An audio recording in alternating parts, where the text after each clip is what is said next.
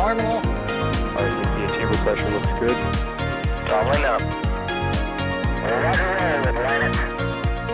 Water towers can fly! Yeah! Echo Delta nominal. Sliding outside SCE off. Say again, SCE off. Off. Yikes. You bet. Concur. We don't need any more of these.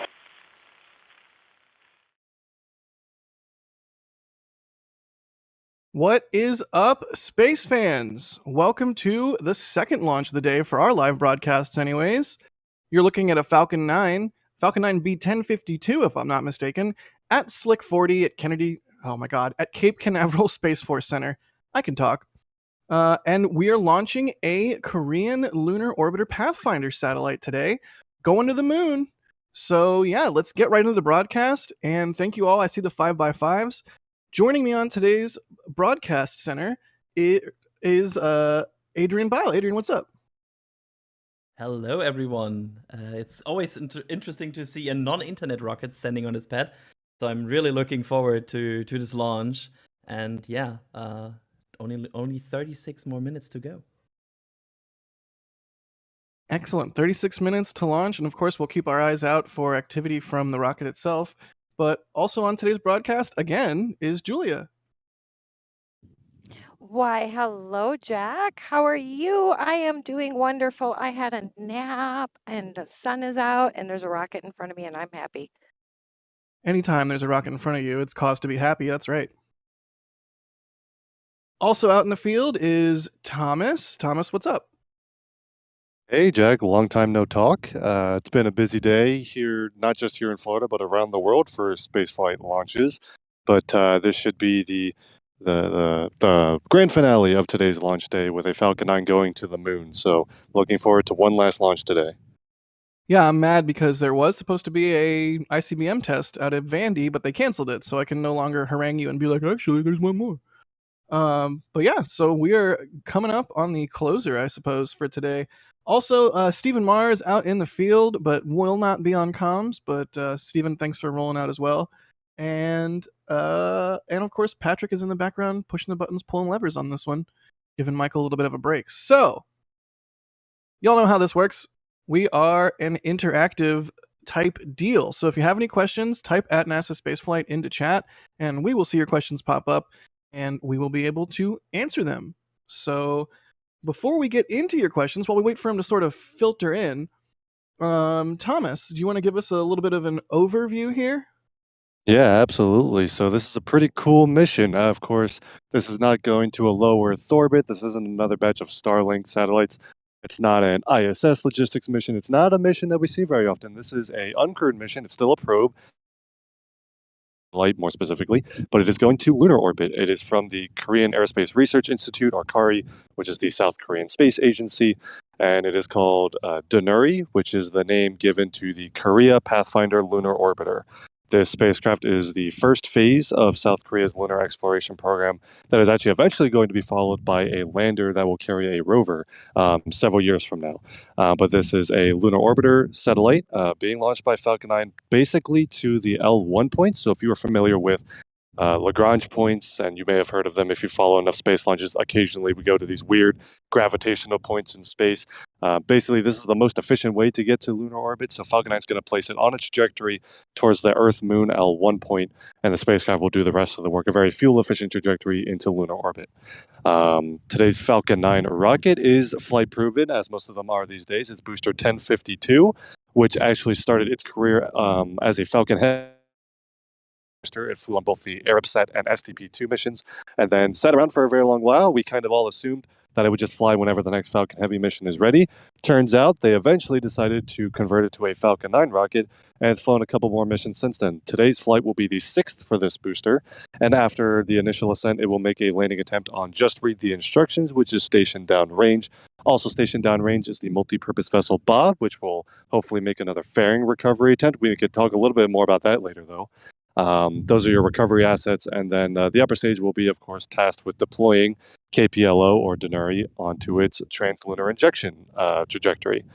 And of course, as we mentioned earlier briefly, this is the 6th overall launch around the world today, the 5th orbital launch around the world, counting 2 Chinese launches, a ULA Atlas V that we were live for earlier, And then also a New Shepard launch, a suborbital New Shepard flight out of Texas today. So a very busy day, and that all 5 of those other launches have already gone off successfully and on time, and we're hoping to make it 6 today. The SpaceX launch director has already indicated that they're go for propeller load, and that operation is already underway. So we're into the countdown, and the team is tracking no issues as of now. So hopefully, one more launch to recap the day. You know what, Jack? I don't even know if he took a breath when he was saying that. Just saying. I'm like, I was think he might be impressed. one of the Smooth. only people on the planet right now that has had more coffee than I have.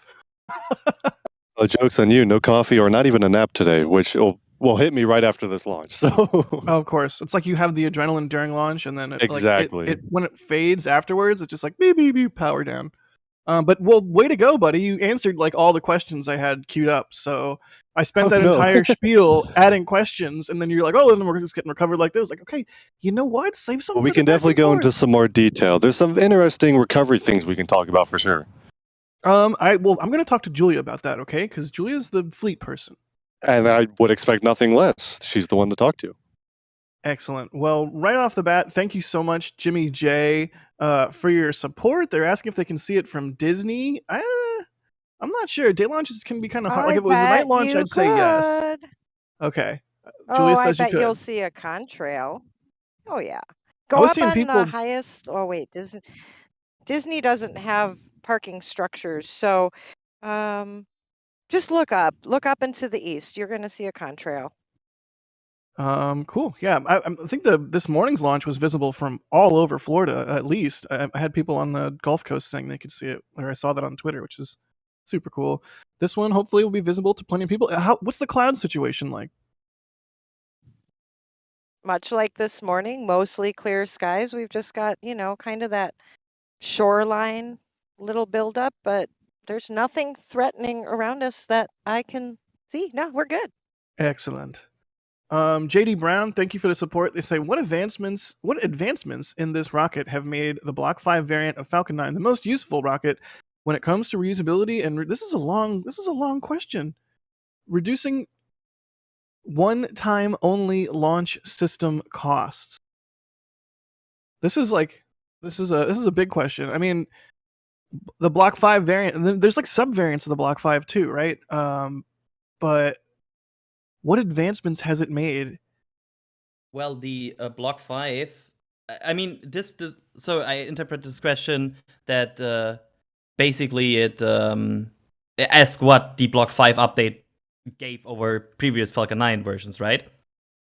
So it got, for example, improved recovery hardware, including the grid fins.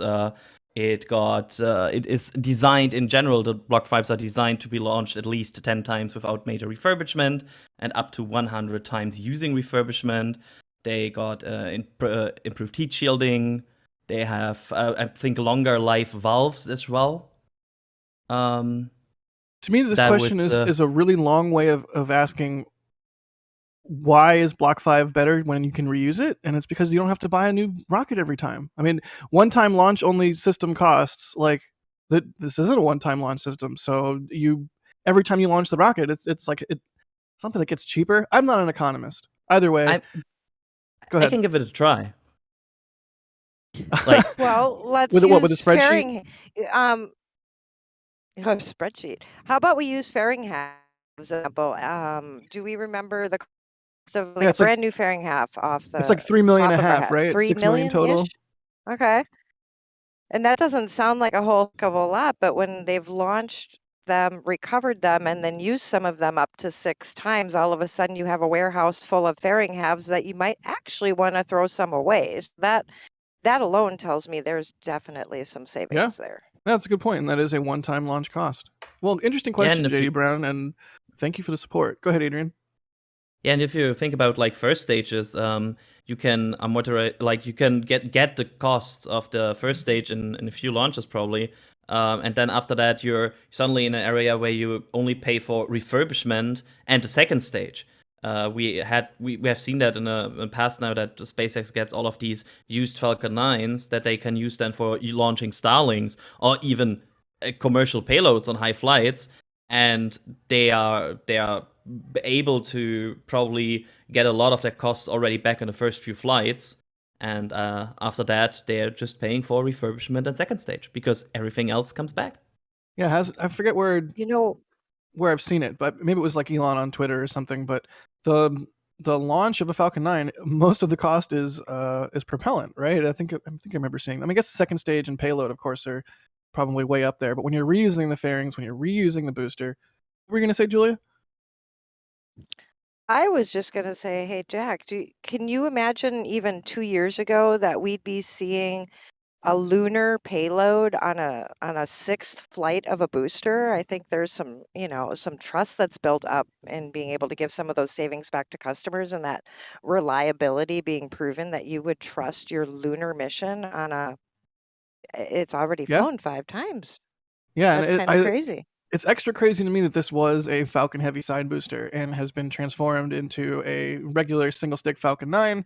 And even crazier still, it's going to be converted back into a Falcon Heavy side booster. So it's pretty nifty. And it's one of those things in like the SpaceX, I guess, on the online like following and divination of all things SpaceX, we heard about Falcon Heavy side boosters being used as Falcon 9s and back and forth, and it's cool to see it actually in practice and going sort of both ways with a booster being converted and back. And I mean, like you're saying with confidence on the boosters too, the NRO is finally launching on reused boosters, which is a whole another ball. Like when you're launching national security missions and missions to the moon on a reused rocket, a 6-time reused rocket, or even a 2-time, that definitely is a sign of change in the times. Yeah, we saw Dr. Zubuchen even mention Yep. with that he now for science payloads would actually prefer used boosters over new ones, and that's like if you would have told somebody that 5 years ago, they would probably call you like they would call doubt. And I think that's a pretty significant shift in the thrust into reusability of rockets, that you say I want actually something that is flight proven. I have a new goal. I just discovered a new goal in my live streaming life, and that is to get you to say something German at least once every stream because it's delightful. It's Zubuchen. Thank you for your gift. It sounds lovely. Thank you. Typewriters and tubas #1. Thank you for becoming a Capcom member. Very awesome of you. Also, Adam Henley becoming a Capcom member. Super awesome. We super appreciate all of our members, and at Capcom and above, you get Discord access. So pop into our Discord and say, hey, all the different levels get perks. If you don't know what the membership program is, there's a little button below the play bar or timeline or whatever you want to call it. If you're on mobile, you might not see it, but it's a way to send us a monthly amount of money to support what we do, and it's immensely helpful, which is honestly an understatement, but I don't want to talk your ear off about that. But yeah, check out the membership program if you like. And thank you to Adam and I forgot the other person's name. I'm a terrible person. But Jim Cabot just gifted 2 Red Team memberships, so thank you for doing that, Jim. The gifting program is super nifty. Nifty gifty. Moldy Space, what's up, Moldy Space? Always popping in on our broadcasts. Thank you for the support. They say, let's end this crazy day the Thomas Fan Club way. A beautiful track and an empty pad. I am on board with that. And we are like 3.5 minutes away from the T-minus 20-minute event, which we will not miss, I assure you. Jesus Rodriguez, thank you for the support. They say, will this affect the Fortnite update? I have no idea what that means because I'm an old. Jerwa, thank you for the generous support. They said the space left intentionally blank. Seriously, thank you to everybody for coming out. Jerwa, all the regulars, Moldy Space. Why is chat flipping out about bacon? I have no idea why that would be happening. Stefan, thank you, says coffee for Thomas. Greg Dietz thanking us for the lightning protection video, saying they learned a lot. Well, you're welcome, Greg. I don't think we've done the 4 towers question. If anyone is asking what the 4 towers are, go watch the video. I'm going to get increasingly gruff with that question over time. You've all been warned. Musical Wolves, thank you. They say, how do those 4 towers not get any char from the engine plume during launch? I think they're just far enough away. What were you going to say? Point, I feel like at this point people try to get other questions relating to the 4 towers in that we have not answered in that video. So I feel like it's like people are trying to get creative and ask different things about the 4 towers, which, oh god, maybe we'll have to do a volume 2 at some point.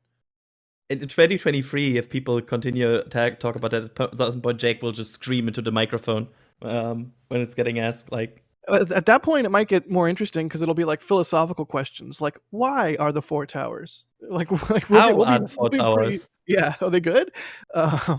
We'll be pretty far into it at that point. So, again, thank you to everybody for doing what you do and coming out and watching our broadcasts. We obviously have a lot of fun doing them, and space is awesome. So, thanks everybody for the support. All right, how about we do some viewer questions? Unless anybody has something they want to pipe in with. I have something to pipe in with. Pipe I'm away. just noticing how busy the ITL Causeway is today, which is where we are as media and the VIPs are for this launch. But it is also a place where people who work on the Space Force base can. Julia, really quick, can you check your volume? We can't quite copy. I gotcha. Oh, there we go. There we go. Gotcha. The ITL Causeway is super busy today. This is a place where not only media goes and the VIPs, but it's a place where the families of the folks who work here on the Space Force base can get a car pass and visit. And it is jam-packed, you guys. So I think everybody's excited for this lunar mission. I like lunar missions. Lunar mission's good. I mean, I think we all want to go back on the moon and get to where we should be at this point. So definitely a good thing. Flawed Perspective is asking, what are the names of the four towers? It's Larry, Gary, Barry, and Terry. No, it's Larry, Gary, Barry, and Bob. It's just one is off. Boo. One has to be off. Of course you would go with that. I'm resisting the urge to throw you under the bus. Let's see. Daniel's asking if we'll get a jellyfish on this launch, the plume illumination by lighting conditions at sunrise and sunset. And no, this isn't any we're not even close to sunset, right? No, we got over an hour, maybe an hour and a half or so before sunset. So we would expect pretty standard lighting conditions today. Excellent. Biggin is asking about the phrase 5x5 that we start off the streams. That is a old radio term for the first number is loudness and the second number is clarity. So 5x5, it's a scale out of 5, would mean I'm very loud and very clear. Coming through loud and clear is basically what you're saying. John is asking, why does SpaceX not have a go no-go poll like ULA and the others? Who wants to take this one? I like this question.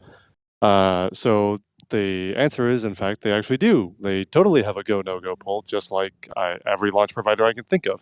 The difference is you can't hear it because there's not a verbal poll. It's a computerized poll. So instead of saying out loud on the countdown net whether each station is go or no-go, they simply flip a switch. And before I keep talking, I should point out the T-minus 20-minute event, because if I don't, I get in trouble. So the T-minus 20-minute event indicates that we are on time for today's launch. But yes, the go to no-go poll happens on an automated sequence. All of the controllers flip a switch on their consoles to indicate go or no-go. And assuming all is go, the launch director only calls out the final that they are go for prop load. And then they also give a final go at T-minus 45 seconds. But yeah, there is a go no-go, you just don't hear it. Wait, okay. Was that literal or figurative when you said that the console operators flip a switch? Like, does each one have like a light switch on their desk they flip to There's go? these little, and the last time I saw footage of it was like early SpaceX days, so maybe it's like clicking something now.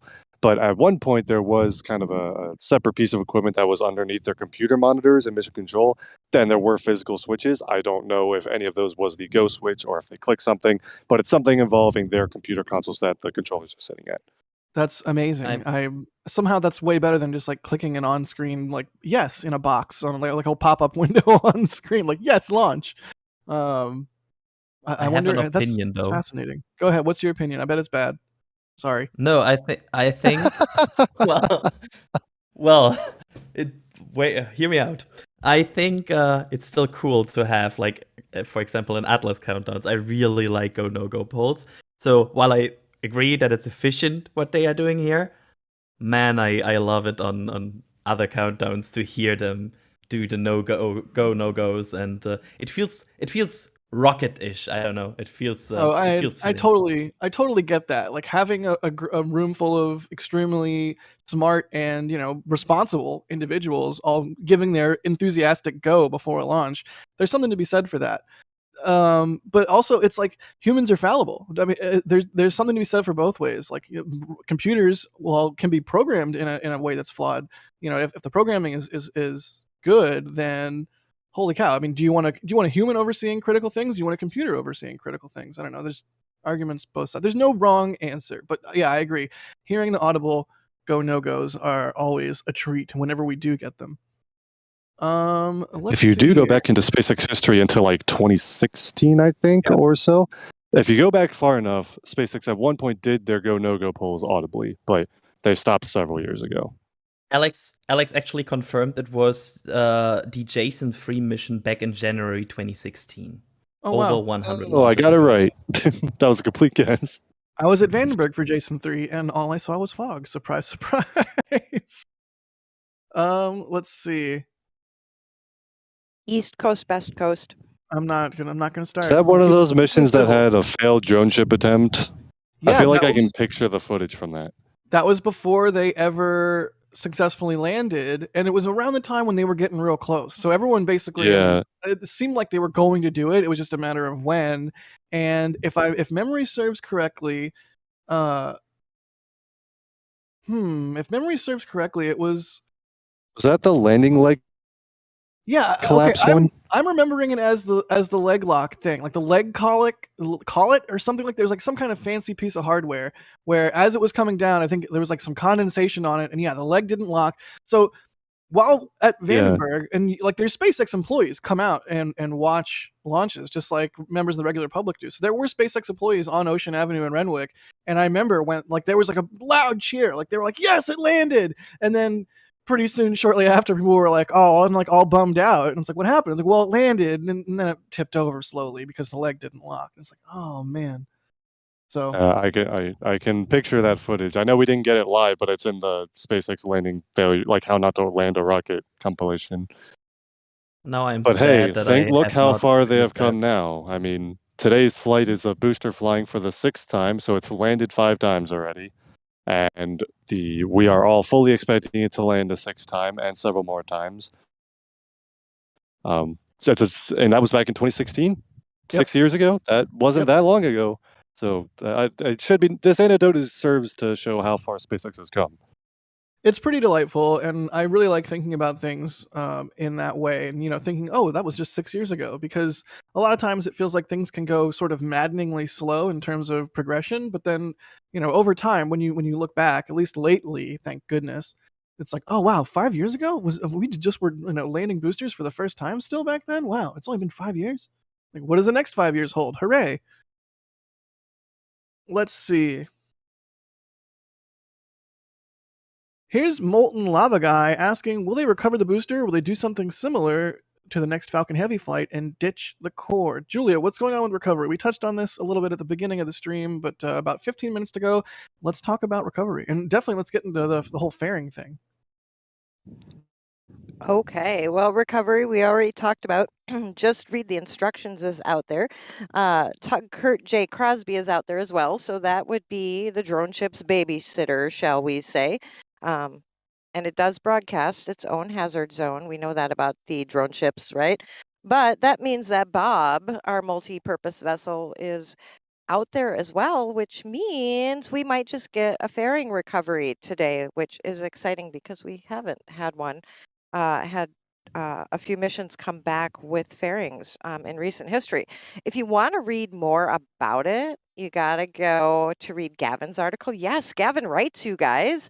And you got to see these funky bumper contraptions. They're rather like the bouncy houses.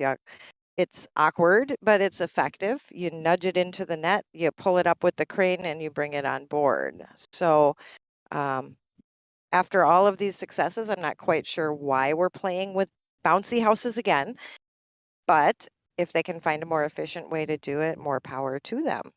Yeah, so that we're kind of seeing that on the left side there. What's a shot from Fleet Cam with the that red inflatable contraption thing? Is it's sort of a new way that they are. Everybody go to the poll really quick and say West Coast. Okay, it's sort of like a new way that they are doing this. We're not sure why they've changed their methodology, like you're saying, Julia. But so we think that's why there wasn't a fairing recovery for a couple launches, because they were kind of switching over here. I think it's partly because they were switching over and possibly because they have full warehouses of fairings right now. So, maybe Might as well. let a couple of them not have a successful parafoil down. I don't know. Yeah. Okay. That's It's hard to also say. yeah. Yeah. That makes sense. But Cool.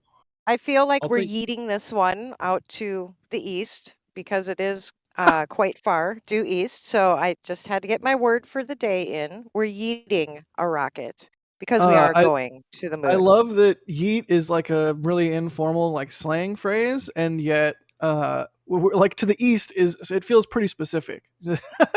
It's sort of just like we're going to yeet it precisely into a inclined orbit. I don't know. It's the words are at odds with each other, and it's delightful to me for some reason. Hey, Thomas, okay, can what's I going use on? Delightfully scientific, yes. Thomas? This Can I poll use the is word is yeet for my skewed. next article? What? What article? I was Well, asking if I actually, can use the- preview, the next article to be published will be by Adrian, because we got to talk about the Chinese launches, but that's a later thing.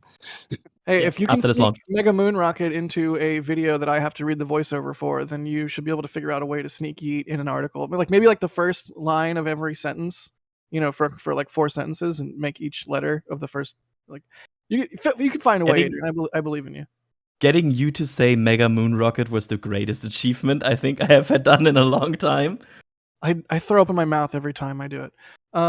Let's see here. Pierre, thank you for becoming a Capcom member. Again, Discord access at Capcom and above. And whenever new members are coming in, or if you got gifted a membership, whatever perks you get, we hope you enjoy. We're always trying to tweak those and make those better. But the Discord is definitely kind of like the main event. So Pierre, pop in, say hey. I'll send you my customary Forrest Gump gift. We've got 11 minutes and 30 seconds to go. We're coming up on, a rocket launch. So thanks everybody for joining us on this one. I don't know the answer to this one, and I'm going to be putting you all on the spot, so get ready. Amiga Clone is asking how many SpaceX launches have headed towards the moon. Ooh. I want to say 3, but I'm super not confident in that answer. Sorry, what was your answer? 3? Question mark? 3. So there's TESS, which use the moon to get to its eventual orbit. What are the other ones? Oh, wait, there was the Israeli moon lander. Sorry, well, does that count, though? Because that was just a right shirt to geostationary, and then the lander did the TLI. So does that count? I'll count it. Okay, so there's Bereshit, which is the Israeli mission. Is that the one that just impacted the moon and spread tardigrades everywhere? Yes, that one. That's hilarious. So that's 2. Or which one am I not saying that you're thinking of? I don't know. I don't have any on my brain. I'm just completely spitballing. The third. If I had to guess, this is the would be third. number 3. So this would be number 3. Okay. That's my guess. Excellent. Well, good question, Amiga Clone. I'm keeping my eye on chat just to make sure no one's like, but what about Cruiser Frank says, Jack, Adrian, Julia, and Thomas, do you know how often we get 2 launches in a day from Canaveral? I can't remember any since Gemini and Agena, and that's been a long time. I saw, and I have not verified this, so do not quote me on this, but I saw some tweets from a couple of people saying that the last time there was a turnaround this quick at Cape Canaveral was 1967. Now, I have no verification for that, so chat should go and look this up and verify it, but I believe that's what I read most recently. And I unfortunately, through all the different launches, did not have time to go and fact check that. Alrighty. Well, yeah, you've been busy today. I'll give you a pass. T-Bone is asking, how hard is it to convert a Falcon Heavy side booster to a single stick, and can it be converted back? Well, this one was a Falcon Heavy side booster. It has now been converted into a Falcon 9 single stick when it's done a number of missions that in that configuration, and it's going to be converted back to a Falcon Heavy side booster. Sure enough. I love the phrasing single stick, by the way. It's like the Falcon 9 single stick. It I don't know. It reminds me of a different rocket too. Yeah. What, the cursed stick? That's the one. Good old Aries. That's the one. Let's see. But yeah, I don't know if I have an answer to how hard it is to do the conversion. It seems like it might be less than trivial right now, but surely that's a process they can iterate on if it's not. I think if it would like at least, I mean, we see them at least being feasible even with high flight counts here. So it cannot be super critical hard. Otherwise, they wouldn't do it with like a booster with high flight count to convert it. Yeah, that makes sense. All right, well, coming up on just under 8 minutes towards this launch. But really quick, I just wanted to mention we have some merch in the store. We've got new merch. We've got 4 Towers merch. We've got metal prints. You know, all the good stuff. T-shirts, mugs. Is there still an SLS pillow in the store? But yeah, you can see the Lightning Tower merch. We just put that in there. We got all kinds of good stuff. So among the many You know ways what I'm wearing? you can support what we do, the merch store is definitely a big one. So thank you to everybody for supporting us and getting something cool in return. What are you wearing, Julia? I'm wearing a classic today, which seemed really appropriate for my change of clothes because 2 rocket launches, long day, Florida hot. Eat, sleep, launch, repeat. That is applicable today. Yes. Is extremely applicable. And still Not fashion. available in our merch shop. I'm just wearing an NSF polo like every day. Okay, here's the part where I throw you under the bus for real and say No, polos are not no. the most comfortable of all. Like t-shirt over polo for sure. New poll. This Polo poll, over. I don't polo like this over poll t-shirt. anymore. Let's do a new poll. Polo or t-shirt? What's the more comfortable? Because Adrian likes polos and I can't abide. Yeah, and I know that Mr. Thomas here also likes polos, and I hope he joins my movement here. Oh, but I never said they were Thomas better is than wearing a t-shirts. T-shirts are still t-shirt. better.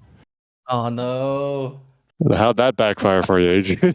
Yeah, I'm alone again. It's like it's always like this. Oh man. So yeah, we're getting 6 minutes or so to go. We'll answer a couple more questions here. We're gonna see, when is the next purge? Is that around 2 minutes? The big T-20 event kind of thing? Yeah. 2 minutes before lunch is when the fueling sequence basically finishes. And so you'll see the transport director do another big purge event as Falcon 9 is then fully filled with both fuel and oxidizer. And those last couple minutes are just pressurizing and the computer's taking over and things like that. Indeed. Alejandro, someone named Alejandro Alcantara. Who is that? It's an interesting name. Who is that? They're asking because people always ask about the towers. I'm going to ask about another piece of architecture in the view. What are the 2 doors for on the building? We can see on the building there are 2 doors. Yeah. That is horizontal integration. It's called a HIF, right? Horizontal integration facility. It's called a HIF. Sometimes you just call it the hangar, but a horizontal integration facility is where Falcon 9 boosters and upper stages and fairings and payloads, dragons, all of those things. Oh, not dragons anymore. Dragons go to the other pad now. But at pad 40, that a hangar where those vehicles are integrated, the different stages are stacked together, put onto the transporter erector for rollout and for launch. So it's basically where they assemble all of the rockets before flight. And the doors are for? Getting those vehicles in. So they'll roll a Falcon 9 booster in horizontally or an upper stage in horizontally. They'll roll the payload fairing in. The payload fairing goes in vertically, I believe. Then they kind of turn it horizontal. Because I've never seen a fairing transported horizontally. So I'm pretty sure they roll it out vertically and then they can move it for integration once it's in the hangar. You mean like a completed fairing with a payload integrated? Yeah, like right? it caps 2 fairing halves containing a payload on a payload adapter ready to be mated to the upper stage. It's always so silly when you see those being carted around because it just looks like, it's like, where's the rest of the rocket?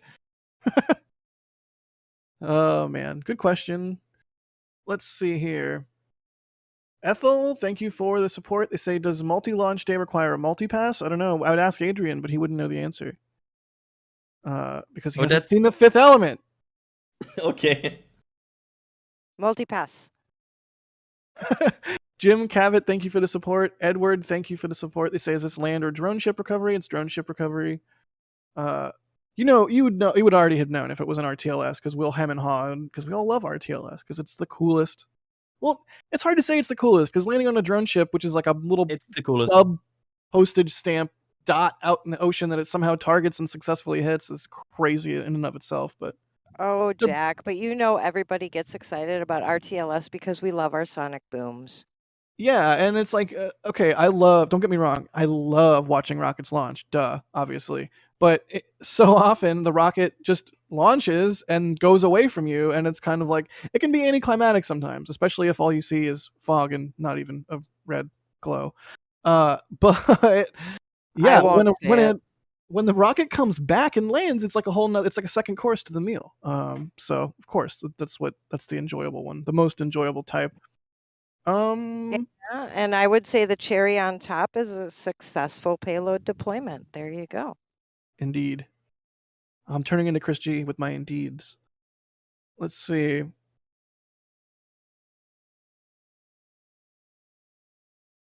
Nick Lewis is asking, will we see Falcon Heavy do vertical integration for the NROL launches? I guess that's like ATM machine for NRO. They're building, or they're going to build a vertical integration facility at 39A, right? Is that still a thing? I remember reading about that. Yeah, to my knowledge, that is still a plan. That was in the last set of them getting assigned. So yeah, they will vertical integrate payloads on Falcon Heavy. So to my knowledge, that's specifically Falcon Heavy, or just Falcon. Like, do we know that there's going to be payloads that require Falcon Heavy performance with vertical integration? No, I'm unsure. Okay. Well, yeah, I'm either way, there will be the capability to do vertical integration at 39A, which is of course where Falcon Heavy launches from. So there you go. Mr. Vipit's asking, where's the daily video? There will be one coming out in about 12 hours. Well, no, 10 hours? I can do math. But yeah, hold 10. tight. There, we can see Falcon 9 with 1 minute and 30 to go. I didn't even give Thomas a chance to sign off, but Thomas, I assume you are getting the camera ready to track this puppy as it ascends into space. Well, let's do it. Yep, well, here we go. Coming up on 1 minute to go until launch. This is the Korean Pathfinder Lunar Orbiter from Slick 40 at Cape Canaveral Space Force Station in Florida. And there we go, just under 1 minute to go. Good luck. Yeah, I'm going to want a full report after this one on how it was. Okay, I got you. Excellent. Sorry, Adrian, what were you going to say? I just wished good luck with the tracking. I'm always impressed by people tracking launches. It can be tricky, especially in different lighting conditions, different times of day, or like if the sun's in your eyes or what have you. It's no small feat. So, but Thomas does not disappoint. That track from this morning, the Atlas V, was amazing. But here we go, T-minus 20 seconds. And of course, as always, we will shut our mouths and you can listen to the sound of those Merlin engines roar. 10 seconds to go. Ish. Good luck, Falcon 9. There's ignition. And liftoff of Booster 1052 with the Korean Lunar Pathfinder Orbiter. Clear the towers. And let's listen in.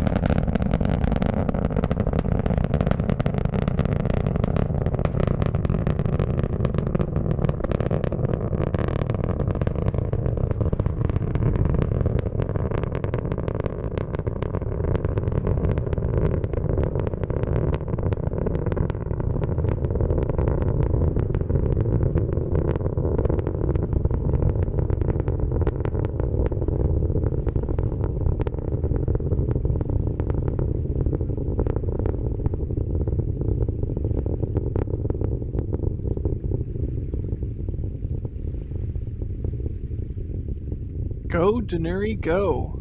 Great track from That Thomas. sounded beautiful. I love that sound. It'll never get old. It'll never ever get old. Vehicle should be well over supersonic at this point, and through max Q, you can see the exhaust plume expanding as it ascends into lower and lower pressures. I always love how that exhaust plume looks as it starts to expand a little bit, and you get that kind of like giant shock cone a little ways down in the plume. So cool. Great track from Thomas. For this launch, they will burn the 9 Merlin engines until 2 minutes and 31 seconds. This is where MECO will happen and the MVAC will kick in. Very cool. So we are about 20 seconds away. I love that we can still hear a little bit of the rumble. Oh man. The sound of rocket engines tearing the air asunder never gets old. Thomas still has it. There's MECO.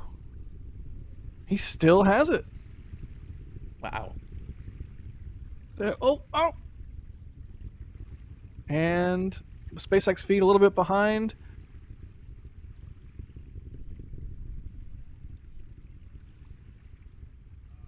What is going on with that camera from SpaceX? Not gonna lie, Thomas' track is better. Thomas Fan Club. Yes, Thomas is beating SpaceX here. And there you go. We have second stage engine startup. And payload is on its way to space. You can see the first stage on the left side extending its grid fins, heading for just read the instructions. Is that right? Yes, that's correct. Yes, that's correct. And we can still hear that rumbling. How Even was with my that? headset on. That was nice. That was loud. It felt like it came off the pad almost in slow motion. I don't know about you guys, but that's what it felt like. And then it got super loud.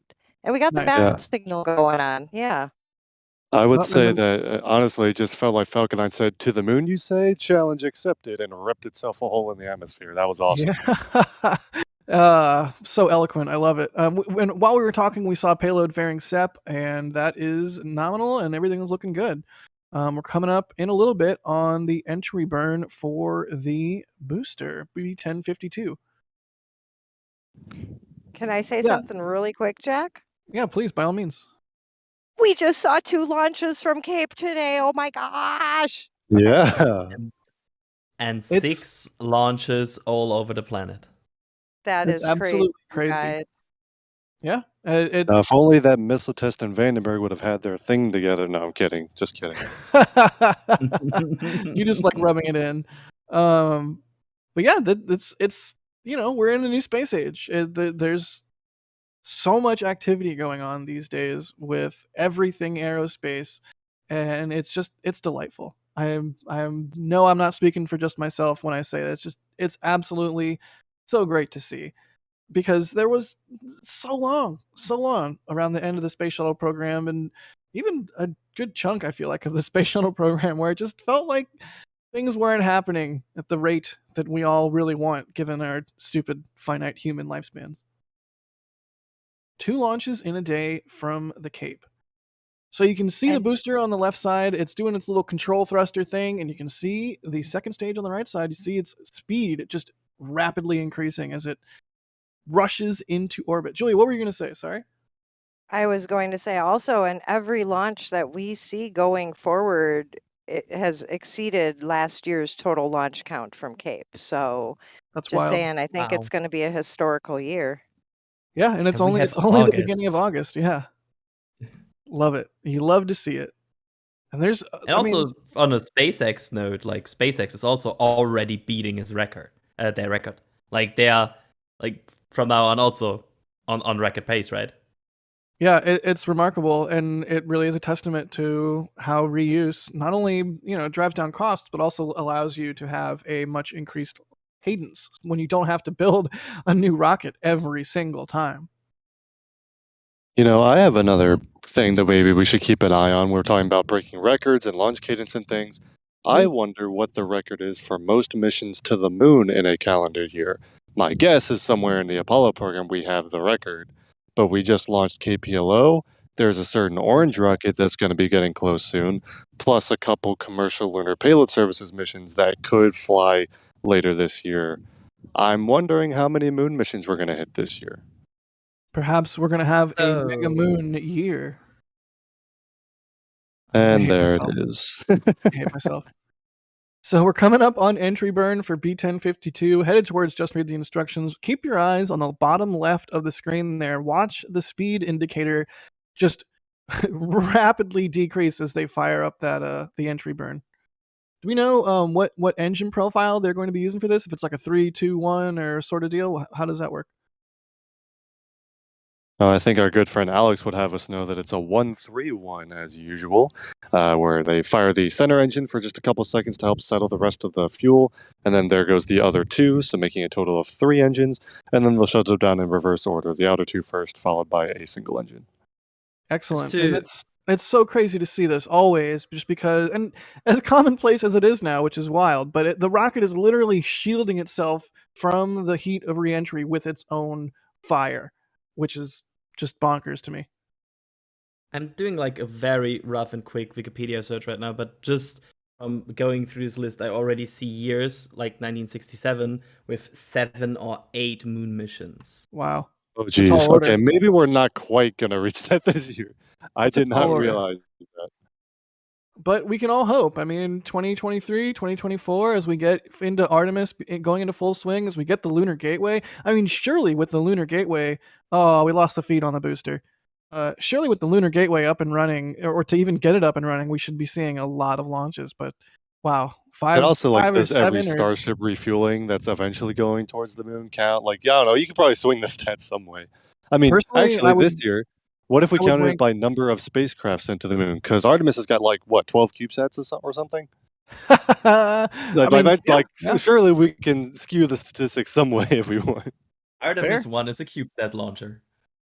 Oh my god, that's cursed. Technically not wrong. Yes. So, do we have Seco? I think the timeline before we switched back to our shot here of the excellent thing we all want to see on launch day. And there we go. Coming up on we got that the first day. stage back. Here comes the first stage. I always love this shot and seeing the drone ship pop out of nowhere. It looks so calm. Like the engine, like from this perspective, the engines look so calm. There's the drone ship. Oh, this one's a little wobbly. Yo. Legs. Ooh. Ooh. Question mark? I bet it made it. I'd be shocked. I if bet it did too. It did it look a little squirrely always for a the second there, or is that suspense. just me? It looked wobbly. The grid fins were really working. I feel like they tend to make drunken entries anyways, because it's like they don't really write themselves until they know they can land correctly. So it's Yeah, that kind of makes like sense. throwing a jart. Yeah. Yeah, But this that one makes felt sense. a little wobbly. Always keeping things interesting, SpaceX. And that will be the question of the night until someone says something, even though the primary mission is, of course, what we are concerned about. Everybody always hopes we hear about the landing. Yeah, I Fair mean, enough. we can see that stage 2 is in a nominal parking orbit, so that off to a good start. I believe there will be a coast phase prior to translunar injection burn. And then Landing landing confirmed. confirmed. There we go. So SpaceX has confirmed a successful landing. That is the 60th straight successful Falcon landing. I love that. I wanted to say 60th consecutive successful landing. Adrian wanted to say 60th consecutive. But I was already everybody- talking, so. It was like a dog pile. Everyone wanted to jump on that. To be fair, I had to giggle because of Alex wording in the back channel, and I'm throwing him under the bus here because he said, "Look, if it landed, it's the 60 consecutive landing. If not, well, it isn't." And Yeah, I I mean- that kind of tickled me. Yeah, good And stuff. just to be different, I now christen this 1052-7. It has earned its graduation. Hooray! So yeah, you can see all of our favorite site on launch day is an empty launch pad. So that is what's going on there. The second stage will coast for a bit and fire up its engines again and do its thing and release its payload. But we're not going to be able to stay live the entire time. There you go. You can see B1052 on the drone ship on Just Read the Instructions triumphantly. And yeah, that's the second stage there in a coast phase. But really quickly, I'm just going to run through a couple more of these. Rough Riders, thank you for the support. They say thank you for the coverage. Hope to see one of you for the SLS launched.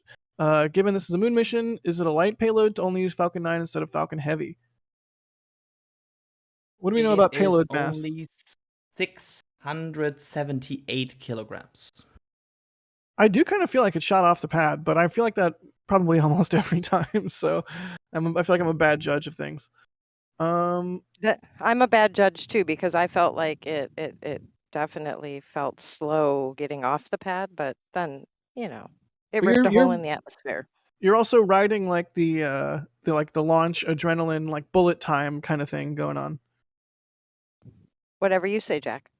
When adrenaline, time distortion, it's a thing. I feel you. I do feel that. Thank you for the support, Roseanne. They say I've been wondering where the camera that's focused on the second stage engine is mounted. I'm really not trying to be a jerk. It's mounted on the second stage. I'm stupid. I'm sorry. I'm not quite sure where exactly it's mounted. We'll have to ask Alex, and I'm looking in our back channel to see if Alex is saying anything, but he's not. So I'm gonna move on. Do you sometimes feel if you put too much pressure on Alex? No, I assume and demand that Alex know everything. Okay, perfect. And I also demand that you watch The Fifth Element. Musical Wolves, thank you for the support. They say, sorry for missing this morning's launch. What was the most amount of launches from Florida within a 24 hours time frame? That's a good question. I don't know the answer. I'm sorry, I don't know the answer either, and I'm a docent here on Cape, and that's not my wheelhouse. That feels like a question I usually would just ask Chris G. Like he would know. Total Probably. Chris G question. That's a Chris G question. Whenever he watches this, he's going to post in Discord and be like, it's 3 or whatever the number is. I'm not going to lie, though. I'm feeling like it was back during the Gemini days when we were also launching the Aeginas so we could do rendezvous. Yeah. But I can't imagine it would be more than 2 in 24 hours. That's kind of my gut reaction as well. 2 would be the logical answer anyways. Tennessee Tornado, thank you. They say, can Falcon 9s be easily converted to a Falcon Heavy booster as they are from a Falcon Heavy booster? How much has to be changed to convert? We talked about this a little bit earlier, but they have to swap out the interstage for a nose cone or the nose cone for an interstage. Also grid fins and all that good stuff. Well, I guess the grid fins are on the boosters too. But yeah, I think it's mostly interstage related, right? And like attach hardware. Yeah, and we also should maybe point out that it's not possible to make them a center core, because that is different build. Like, yeah, very good to point out. Side booster or single stick, no center core. Center cores are different and are not convertible. Yeah, they're their own special beast, which is why we're all kind of like, oh, come on, like, please, please, please, land a center core, because they just haven't done that yet, and I wonder if they will ever do that at this point. Christopher, thank you for the support. They say it's a Tesla shareholders meeting. Internet is bad in here. Keep the rocket on the ground till it's over. Well, that was 43 minutes ago, so hopefully you did not have a conflict there. Anthony, thank you for the support. What is the history of launchpad numbers? Where is there a launchpad 1? Why did 39A become the main pad? Oh. Who's the history buff that's going to take this one? I'm not even gonna lie to you. There really isn't even an order to the launchpad numbering in a sense, because we are missing some launchpad numbers. They just never became active, never came to fruition. Like they planned to build 10 or something over here, and they ended up not building it or what have you. Literally, we launched the bumper from Launch Complex 3. We went on to Launch Complex 26 for the Explorer 1. And then we went over to 5 for Alan Shepard. And then we started bouncing into 14, 19, 34. 39A and B are actually not a part of Cape Canaveral Space Force Station proper. Those are specifically run by Kennedy Space Center. So hence the numbering system, which is funny because it's about in the middle of it, because we also have 40, 41, 37, 38 down to the south. But But there once upon a time was going to be a 39C as well, and we can see that in the crawlerway. So I hate to tell you, there really isn't a rhyme or reason. Our first hangar out on Cape Canaveral Space Force Station is actually Hangar C, and we don't have A and B because those were down at our sister base, which is Patrick Space Force Base now. I'm glad I'm not the only one that gets tripped up on Air Force Base to Space Force Base. Yeah, all right. Well, thank you for the info dump, Julia. That all makes perfect sense. Beep, beep, beep. Couple more. DJ Dynamite, thank you for the support. They say, is the drone ship north or south of Jacksonville? The drone ship is due east of where we are now at Cape Canaveral. So That would be south of Jacksonville. that makes it southeast of Jacksonville, yes. Yeah, that makes sense. And Joe Clemente, thank you for the support. They say, as an original NSFer, screen name Apollo Landing, since 2006, I'm so proud of how the organization has become the aerospace multimedia powerhouse. Keep up the great work. Well, thank you so much, Joe. That is absolutely super sweet of you to say. And, I mean, we're all trying our butts off, that's for sure. We're all working. Some of us not sleeping very much, but we're all doing stuff we love, and it's absolutely... Patrick, oh my God, you can't be typing stuff like that in our back channel and expect me not to get distracted by it.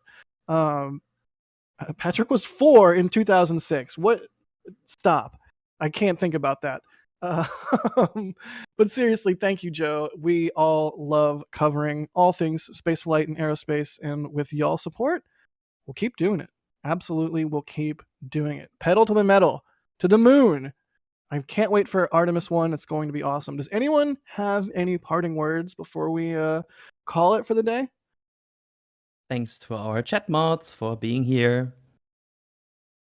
Nice. I just want to say thank you to our viewers for joining us on this long but very, very fun and very rewarding day. You guys make it all worth it. And I would add one last thing, that even though we are done for the day and hopefully have a pretty quiet day tomorrow and Saturday, on Sunday I will tease that we have a pretty exciting NSF live, so I hope we'll turn in. Robot Thomas says, watch NSF Live on Sunday. It will be a good one. You have been forewarned. Hit the subscribe button if you haven't already, so you can be notified for that one. I guess you have to hit the bell for that too. I've become everything I hate. Well, thanks for joining us, Adrian. Thank you for being on the stream. Yeah, thanks for having me. Julia, thanks for being on and as always providing your lovely commentary. I loved being here with you. And of course, Thomas is gone. Thomas had to leave because he had to pack up the camera and whatnot. Can't wait to see your photos, Julia. Also, Steven in the background with not on comms, but I'm excited to see. I gotta basically after every live stream, my next step is log into Twitter and see the cool media from everybody out there at the Cape. Yeah, I think with that we can call it a day. Thanks everybody for watching. We'll see you next time.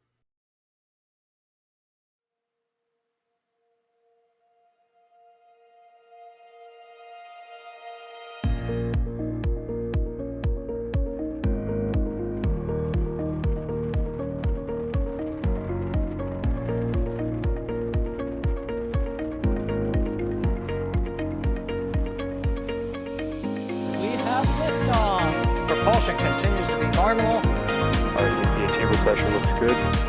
Toggling up. Roger, roll, planet. Water towers can fly! Yes! Tango Delta nominal. Flight downside, SCE off. Bring in, SCE off. Yikes. You bet. Concur. We don't need any more of these.